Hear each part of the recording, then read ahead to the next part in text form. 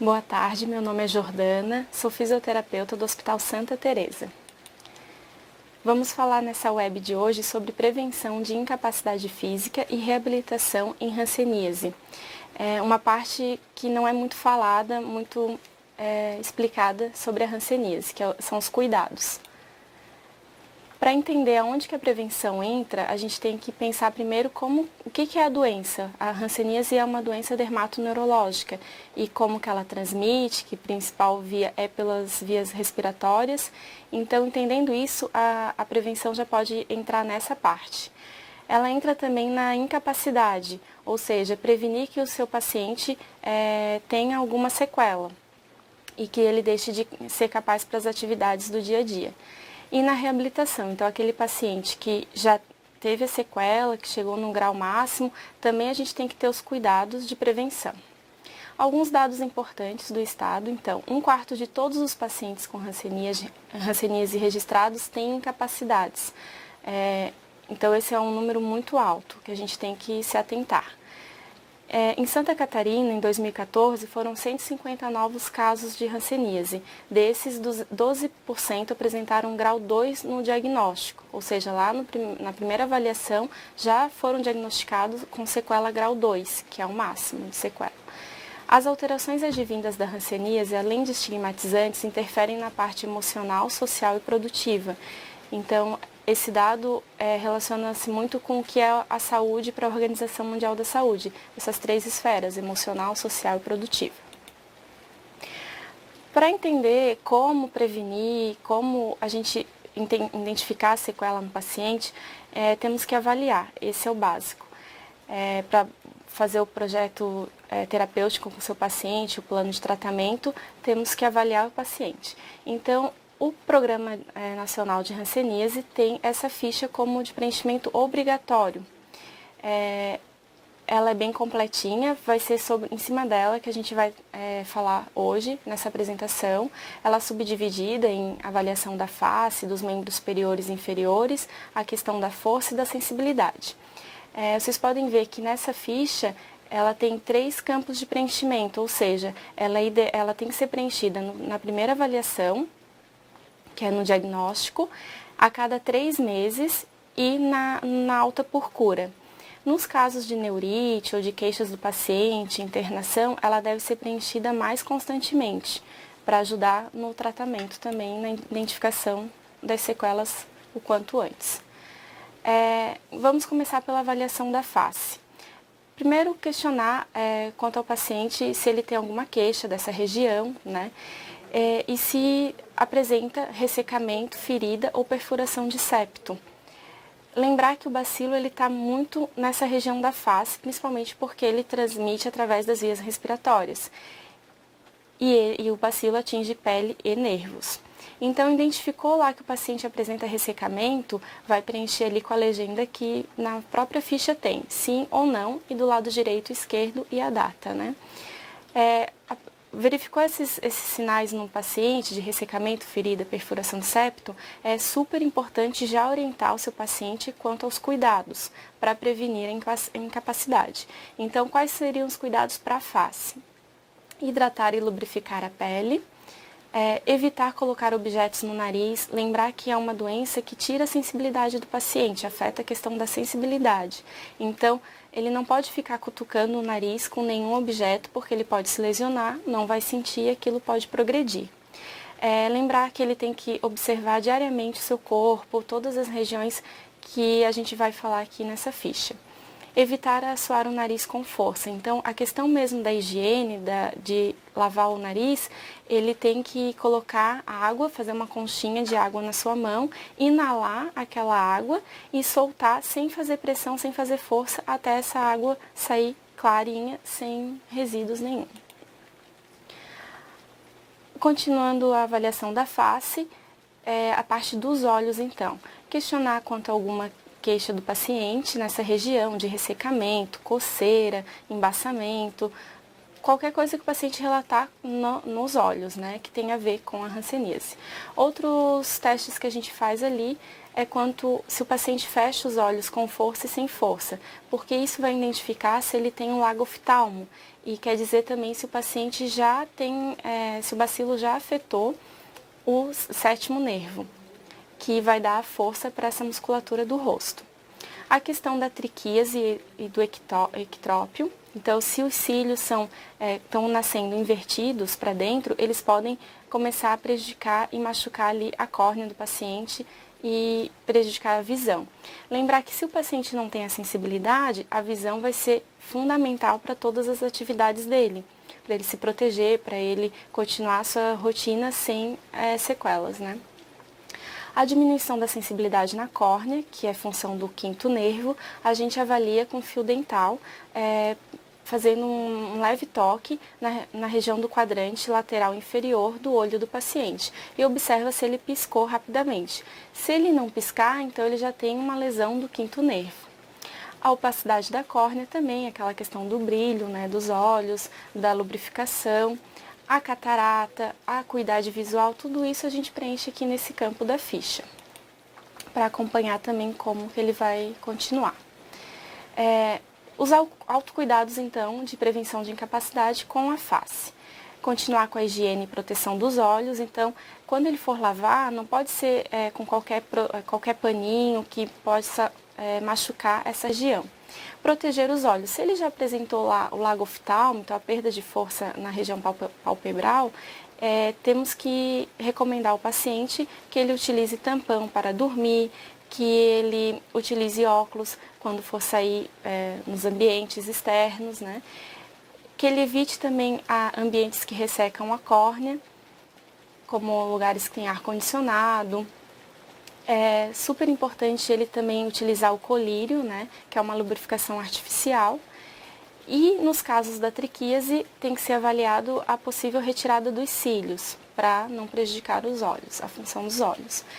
E alguns exercícios que já pode ser explicado para o paciente para ele lubrificar os olhos, a questão de piscar constantemente.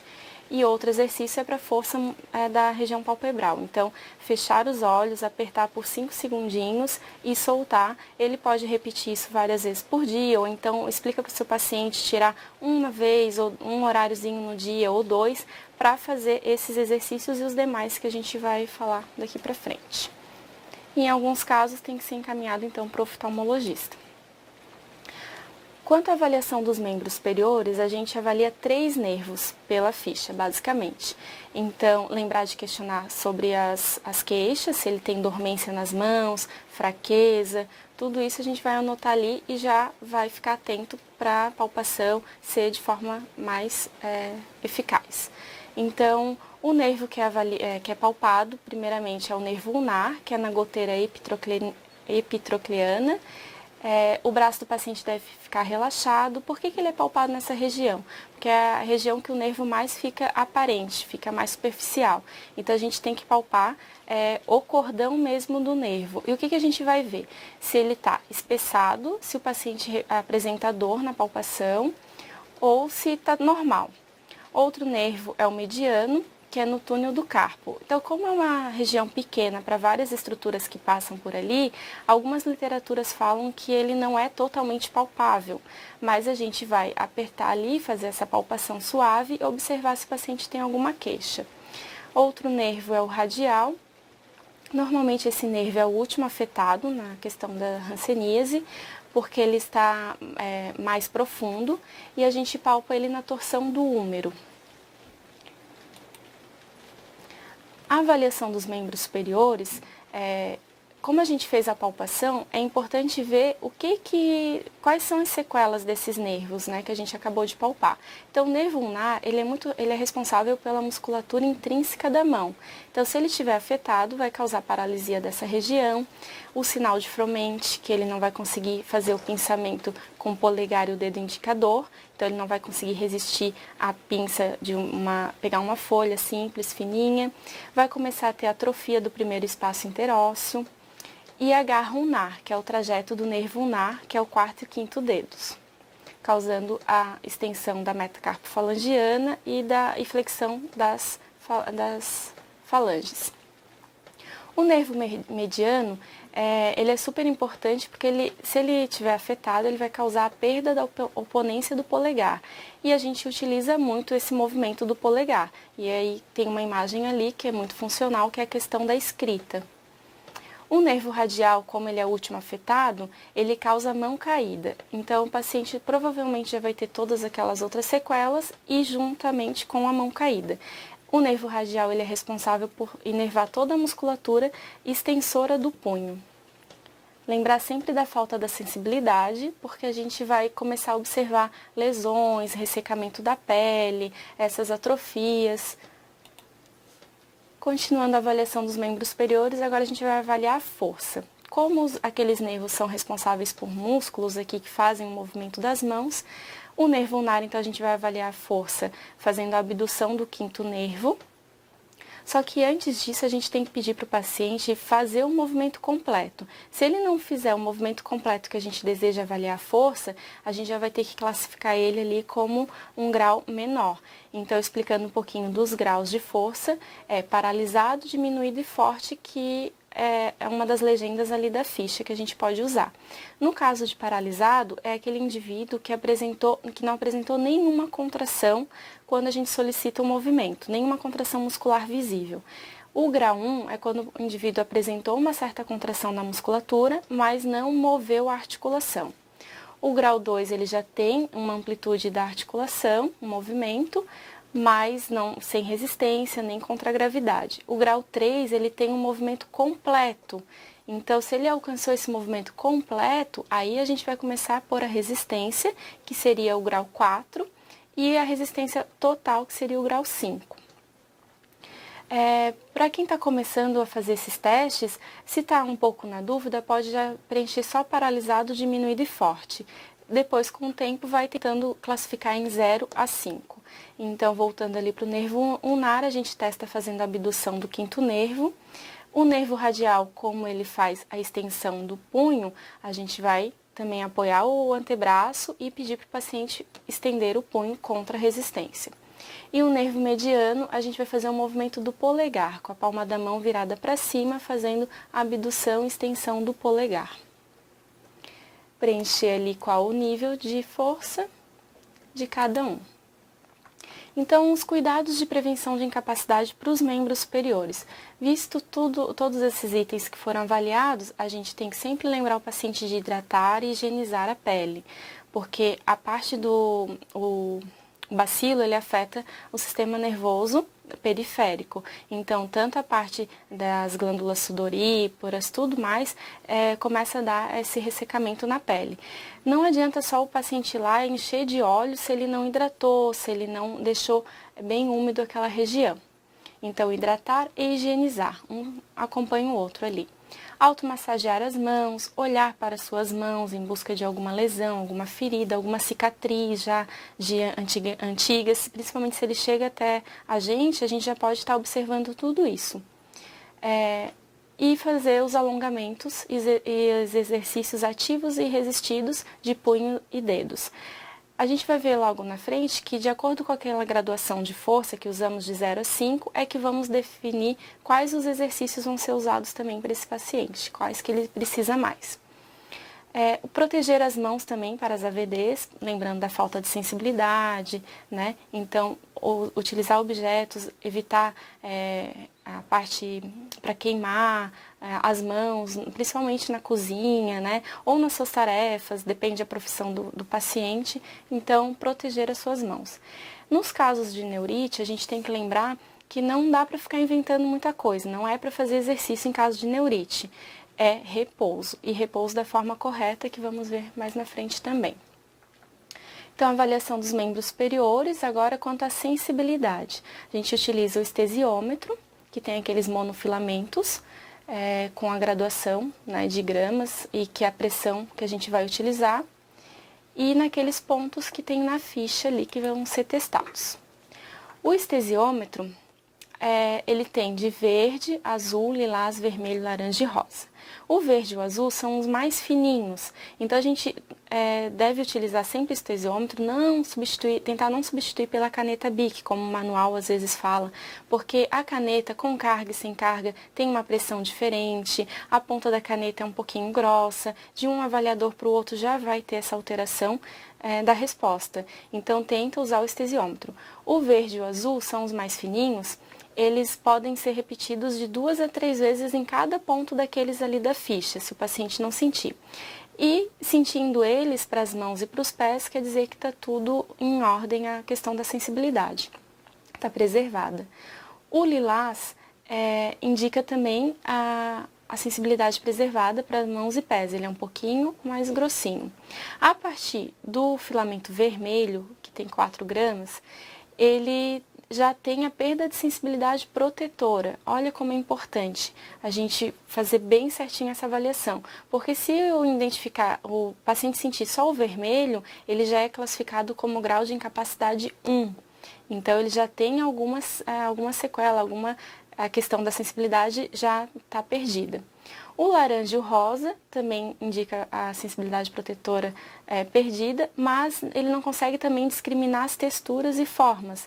Então, como é importante saber da sensibilidade para o dia a dia desse paciente, para estar recomendando algumas coisas lá para as tarefas deles, do trabalho ou de casa. O preto, ele já não sente nada. Então, a gente vai preencher segundo aquela legenda ali de cima. Então, se sente, se não sente, se usou a caneta, que não é o mais recomendado, e no caso dos monofilamentos, pintar as bolinhas com as cores de acordo com como foi avaliado. E a gente pode sempre lembrar de acrescentar o que conseguir ver na ficha ali. Não é só porque a legenda diz que é só aquilo, mas se tu observou já uma garra móvel, ou se observou uma reabsorção do dedo, tenta preencher o máximo, ter o máximo de informação na ficha para futuras avaliações. A questão, então, só um esqueminha para lembrar, que a pessoa que tem uma sensibilidade protetora preservada, ou seja, que sentiu o verde, o azul ou o lilás ali no teste de sensibilidade, ela sente dor e se for apoiar a mão em algum lugar que tem algum espetinho, uma agulha, ou se tem uma pedrinha no calçado, ela vai sentir a dor. E isso vai ser um alerta para ela proteger o local. A pessoa que tem a falta de sensibilidade, ou seja, aquela que já identificou lá o estesiômetro vermelho, ela já não vai sentir a dor. E no caso da hanseníase é muito comum isso. Então, ele não sentindo a dor, olha como ele tem que usar mais ainda a visão. Por isso que a gente tem que lembrar de avaliar muito bem lá a questão dos olhos e ter os cuidados sempre de prevenção de incapacidade dos olhos, para ele poder proteger o local. As alterações autonômicas, então, glândulas sebáceas e sudoríparas também são alteradas. Botei ali um exemplinho do galho verde e galho seco para a gente lembrar que o galho verde ele é mais difícil de quebrar. Então, a nossa pele também, se ela estiver hidratada, bem protegida, vai ser mais difícil ter as fissuras, ter as lesões. Quanto o galho seco, quanto uma pele ressecada, que não está hidratada. No simples fato de manusear a pele, já pode ter essas fissuras. Então, a avaliação dos membros inferiores agora, na mesma sequência. A gente avalia no membro superior 2 nervos, né, que é o fibular e o tibial posterior. O fibular, ele faz movimento de eversão e dorsiflexão do pé e ele é palpado abaixo da cabeça da fíbula. Também escrevemos lá na ficha se está normal, espessado ou se o paciente relatou alguma dor na palpação. O tibial posterior, que é o mais acometido, ele é super importante porque ele faz o movimento de inversão e impulsão do pé na marcha e os movimentos dos dedos. Ele é palpado na região do maléolo medial. A avaliação dos membros inferiores, então, quanto à força, o nervo fibular, a gente faz uma elevação do hálux, extensão do hálux contra a resistência. E o nervo fibular, também a gente avalia o nervo fibular com a dorsiflexão do pé. Então, esses dois testezinhos para ver a força do paciente. Algumas literaturas dizem até que, quanto a esses dois testes, a gente não consegue graduar de 0 a 5, como a graduação de força, né? Então, coloca diminuído, paralisado ou forte. A avaliação dos membros inferiores também com estesiômetro. naqueles pontinhos que estão ali na ficha. A mesma legenda que foi usada para os membros superiores, para as mãos, né? E lembrar sempre de avaliar com o paciente numa sala calma, tranquila, porque é um testezinho bem dificilzinho do paciente entender como é feito. Então, para ele entender que não vai sentir um espetão na pele, é uma coisa bem superficial, qualquer coisa que ele sentir no momento que tocar, ele tem que falar na hora. Então, procurar ver se o paciente não está muito sonolento, se não está disperso para essa avaliação. Como a gente falou dos membros superiores, então dos membros inferiores também. Como foi avaliado o nervo tibial posterior e o fibular, a gente traz aqui os acometimentos mais comuns. O tibial posterior, que é o mais acometido na hanseníase, ele provoca a garra de artelhos e as úlceras plantares. E o nervo fibular traz o pé caído. Os cuidados que a gente tem que ter, então, de prevenção de incapacidade para os membros inferiores, voltando a lembrar da higiene e da hidratação dos pés, né? Usar sapatos adequados. O próprio estado ele fornece um calçado adequado, de forma gratuita, que é aquele calçado que está ali na foto do slide, o calçado preto. Realizar também exercícios para os membros inferiores, que a gente vai ver a seguir, e sempre observar se tem ferimento e já tratar o quanto antes e da forma correta. Então, quanto aos exercícios, depois que a gente fez o teste de força e identificou que o paciente tem grau 0 ou 1, ou seja, que ele não faz o movimento articular, então o terapeuta tem que ir lá e fazer as mobilizações passivas, nas mãos, nos pés, em todas as articulações, para manter e não deixar evoluir aquele caso, por uma sequela mais grave. Então, aqui são fotos de pacientes que eu atendo lá no Hospital Santa Teresa, de pacientes que já têm sequelas, que já têm reabsorção de dedos, que já têm falta de sensibilidade, pacientes que já tiveram queimaduras graves nas mãos e que demorou bastante para cicatrizar totalmente, então a gente tem que sempre estar de olho em tudo isso. São exemplos de exercícios, tem muito mais, também vai da criatividade, vai da gente estar estudando ali a questão mesmo dos nervos, qual nervo, qual músculo que afetou e estimular naquele exercício. O grau 2 já tem um movimento articular parcial, então continua com os movimentos, com os exercícios passivos, mas já pode fazer alguma coisa ativo assistido e ativo livre. Então, alguns movimentos ali de abrir e fechar os dedos, fazendo a oponência de cada dedo, fazer a elevação do polegar contra a resistência e o paciente mesmo pode se auxiliar, fazer o exercício autoassistido, que a gente chama. O grau 3 e o 4, então ele já tem movimento, ele já tem um pouco de força no grau 4, então a gente começa a botar acessóriozinhos que vão estimular mais ainda ali nos movimentos e para ganhar força. Bolinha, então fazer o movimento do dedo contra a resistência das bolinhas. Lembrar do movimento da bolinha ali da pinça, que é uma pinça funcional, que é com os dedos estendidos, né, desse formato e não desse formato. Fazer o movimento do pé com a toalhinha para trabalhar a musculatura intrínseca do pé, fazer movimentos com as faixas elásticas que dão a resistência e faz o indivíduo estimular o fortalecimento da musculatura envolvida. E o grau, continuando o grau 3 e 4, são mais ideias de exercícios, são todos pacientes lá do Hospital Santa Teresa. Tem até paciente que tem o déficit visual, então tem mais uma barreira que tem que ser trabalhada, tem que ser estimulado. E os cuidados, principalmente para ele não se machucar. E o grau 5, então, um movimento completo e com força completa. Então, a gente estimula para que ele continue todas as suas atividades do dia a dia, para não regredir. Então, aqui uma foto de uma paciente que está subindo escadas, ela faz todas as suas tarefas sozinha. A questão do repouso, como eu já tinha falado, então, em caso de neurite, tem que ter o repouso. Só que o repouso correto. Então, aqui são alguns exemplos do membro superior, então, ali uma órtese de repouso para o nervo mediano, que tem que posicionar a mão de forma funcional. No membro inferior, o repouso, a órtese tem que ir para o nervo fibular até acima da linha do joelho e tem que deixar esses 30 graus de flexão do joelho e o pé em dorsiflexão completa.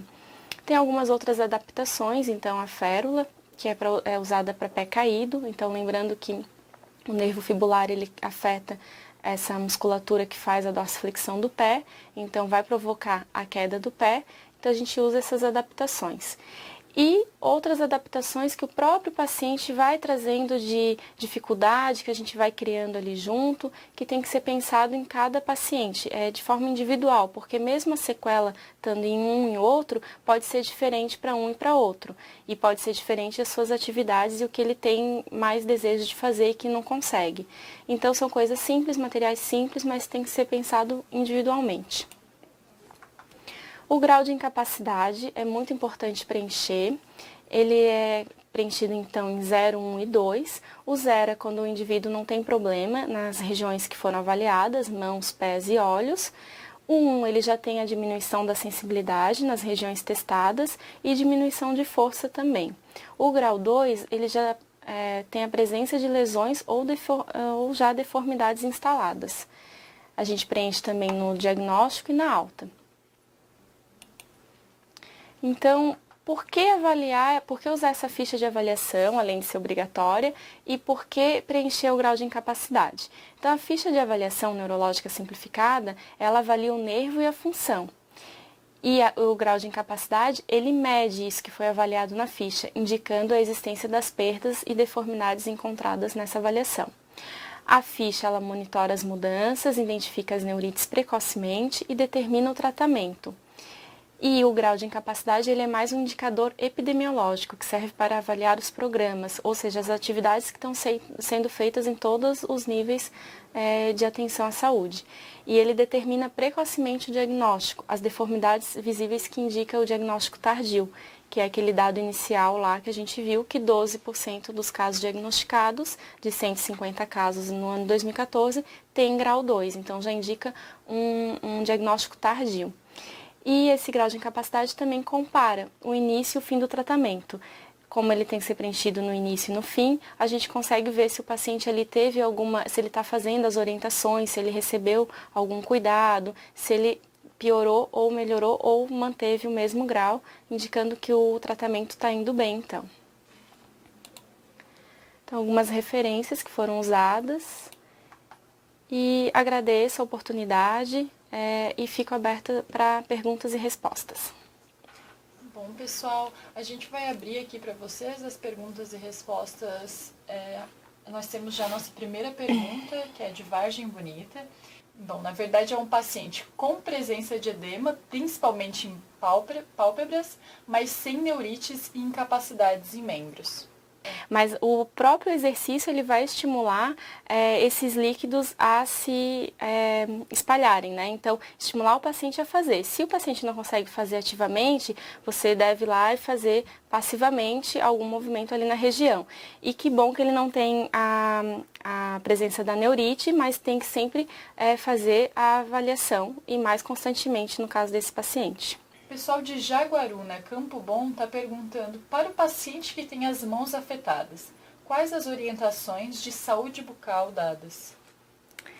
Saúde bucal já não entra muito para minha área, né? Eu não sei se eu entendo, como falou ali da mão afetada, quem sabe alguma dificuldade que o paciente tem dele estar fazendo a sua própria higiene, né? Então, se for isso que eu entendi, tem que pensar em alguma adaptação daquelas ali, né, que a gente botou ali no slide mais a questão dos talheres, das canetas, de tesoura, mas pensar em alguma adaptação para ele estar fazendo a sua própria higiene. Se ele não conseguir também orientar, sempre é bom chamar a família para participar, porque às vezes ele não consegue fazer sozinho ou não se conscientizou totalmente da sua doença ou da importância que tem esses cuidados básicos, mas a família junto vai fazer um trabalho bem mais interessante de fazer a prática mesmo, diária. Bom, o pessoal de Tubarão está perguntando se você sabe informar quantos casos de pacientes que perderam a sensibilidade em Santa Catarina, ou uma média aproximada. É que a gente vê, o indicador que eu conheço ali é quanto o grau de incapacidade. O grau de incapacidade entra tanto a sensibilidade, as lesões, a força, né? Não saberia dizer se, sobre especificamente da sensibilidade.